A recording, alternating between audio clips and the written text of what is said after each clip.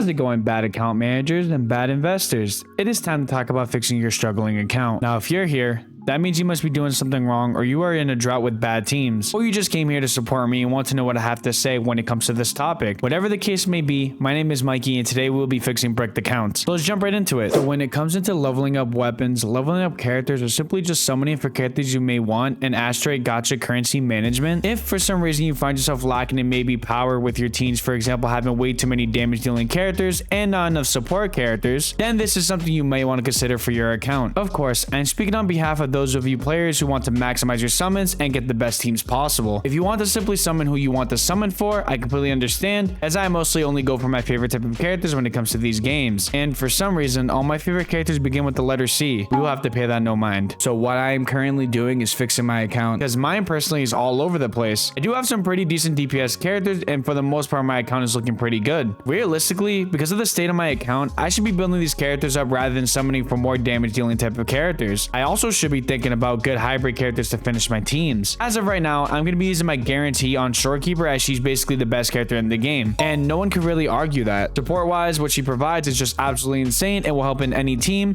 so it's a no-brainer for me to pick her up. I really need a Zhezhe for my Carlotta, but I can't miss that window because she already got a rerun against Carlotta, which kind of sucks, so I have to wait. However, I can still summon for Rashia for my Camellia team when she gets a rerun, so that way I can complete one single team. This is one example of things you should be thinking about to fix your team compositions and make better teams. Now, this doesn't mean that you absolutely need to have these meta teams in order to complete endgame content or even the main story itself and the quests around the open world parts of the map. It's one of the nicer things about Wuthering Waves. Wuthering Waves is generally, for most content in the game, meta will never really matter. That's why this game is friendly to both casual gamers and hardcore ones alike. It's literally one of the main reasons why this game is actually one of the greats of the gacha space. Let's get back on topic here. We should also take a look at our resources and materials. What are we lacking in, and what can we do to fix this? Well, first off, we got these amazing things called wave plates, and these wave plates are going to help us in achieving this drought problem we have. If you're in trouble and need to level up characters or weapons, you can come to simulation training to farm XP materials. Also, if you're running out of shell credit, you can farm those as well here. If you are lacking as far as level up XP materials go for leveling up your echoes, you can farm Tastic Fields to be able to obtain the XP you are missing. Now, this is good and all, but there's one thing you absolutely need to consider doing, and that's saving these things called solvent crystals. These solvent crystals will help you gain those extra wave plates you need if it's an emergency and you need to rank something up or build characters. Also, doing this increases your union rank even quicker than you realize. You should absolutely do your best in actually saving these crystal solvents, as they will come in handy when you are in a tough position or you are trying to grind to meet the requirements of something you are trying to achieve. For example, you're trying to min-max your favorite DPS character, you use these extra solvent crystals to then go ahead and farm the Tastic Fields to the corresponding character that you are currently building. Maximizing your wave plates is also going to have to involve you playing the game and doing your dailies, which fortunately is actually a very easy thing and quick thing to do. Now, another thing that's good to do for your account is saving your summons. Now, I know this is like a saturated topic. I personally said this over and over again personally in a lot of my videos, but the thing is, having more summons in your account not only means you have control over your gambling addiction, but also having more summons in your account allows you to control your game plan and which specific characters you are going to plan for. Also, it is way more fun to have a lot of summons and go for a guaranteed 5-star than summoning sporadically. This is also a preference thing, but like, just think about it. When a new character gets drip marketed, like Zanny for example, and you want to summon her because you really like her, but you like have almost 0 summons, now you are trying to scavenge pity, astray, and summons in order to summon for Zanny. It's basically like going to school, trying to do your homework before class rather than doing it at home or when you have a load of free time. It's just unneeded, unnecessary stress. Also, do not be like me and forget about the limited time events that come out from time to time with double drops. This will come and go as patches release. Double drops is a quick way to gain these materials that you need quicker in order to get your account back on the right path. Like I said before, I personally always get distracted and miss these because of doing other things, although I really shouldn't be doing so because it only takes 2 seconds to do, which is why I'm really adamant and why I'm mentioning it. I would also like to mention that change won't happen overnight, that this is going to be a long process type of thing. So do not rush the process, as it will come into place within time, so take your time. About 99% of you guys watching me as of lately aren't subscribed. So if this video is helping out or you are enjoying the video, smash the subscribe button so you never miss a video.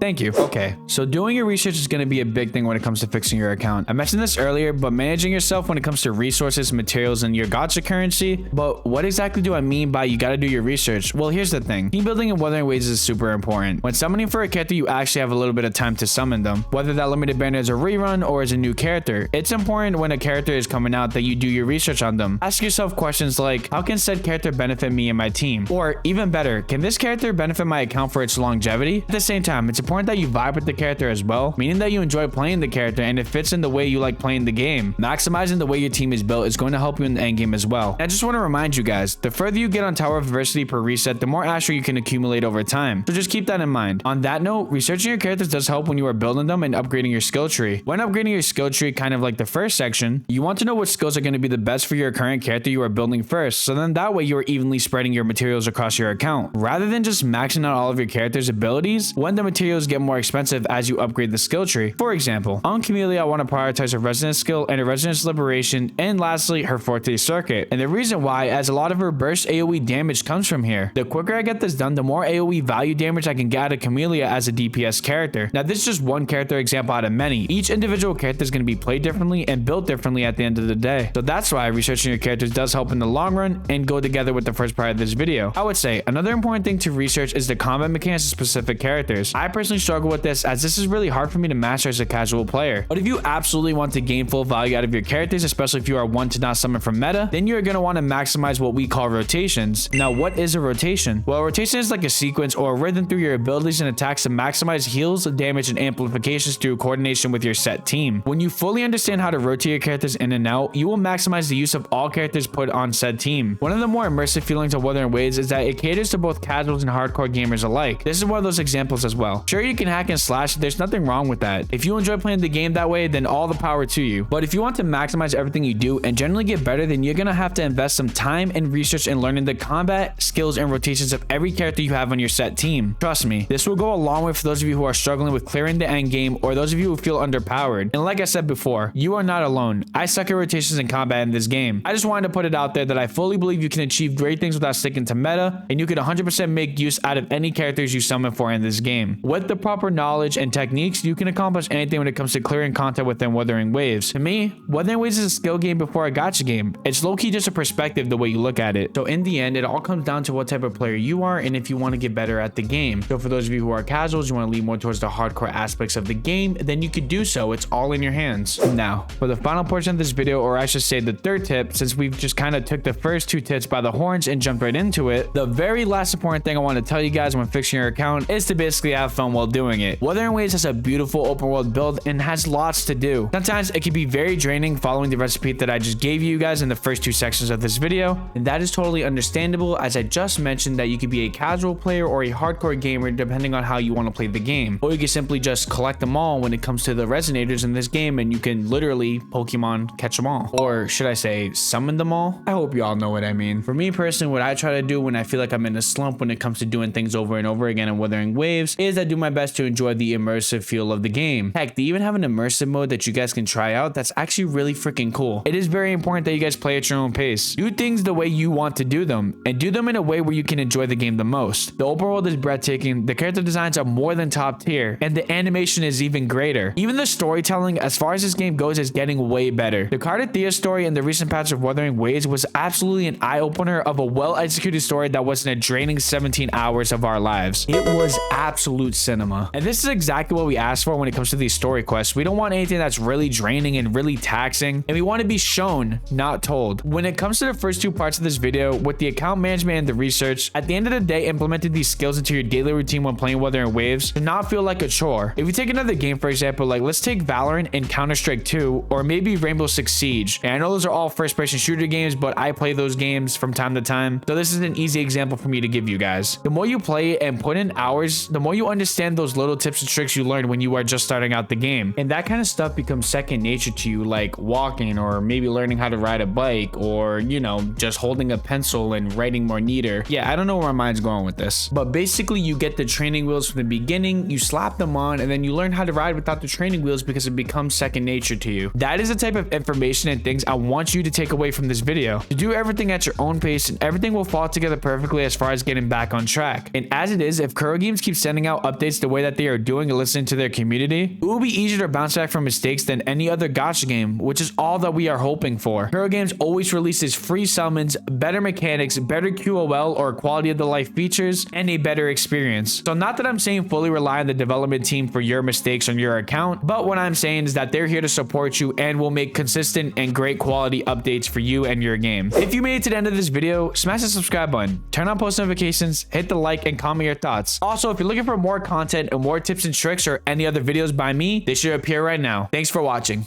Peace out.